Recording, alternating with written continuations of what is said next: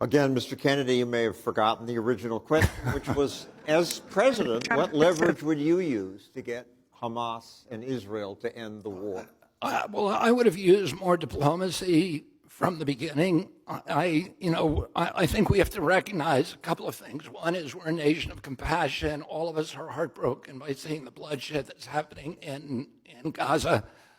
All of us are affected and horrified by the injuries to the civilians in Gaza and the damage to the innocents in Gaza.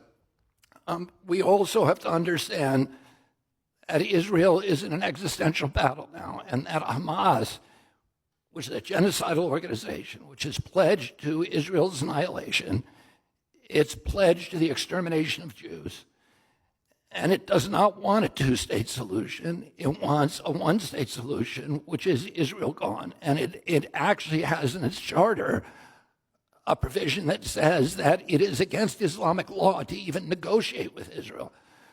Oh, Israel's in a five-front war with Hamas, which is a proxy of Iran, with the Shia militias in Iraq and Syria, with Hezbollah, these are all proxies of Iran, in Lebanon, and with the Houthis in Yemen.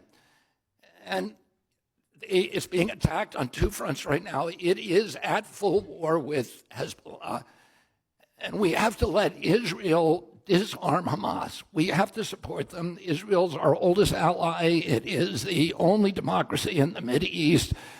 If you can imagine what a world would be like without Israel, for the first time in 80 years, people are entertaining that possibility. And in 5 or 10 years, Israel may not exist because they're no longer dealing with weakened forces that they were in the 2000s and 1967 and 1956, et cetera.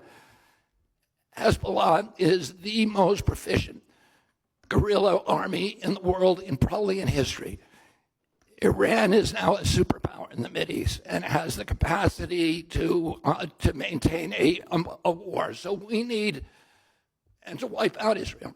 We need to support Israel, but we need to use diplomacy, and the people in the White House are not capable of doing that. We need to bring in President Xi. We need to bring in President Putin. We even need to be negotiating with Iran. And the neocons in the White House see this as us as a bipolar world where the United States is dominating the world and won't negotiate with anybody. And that is the problem that caused this.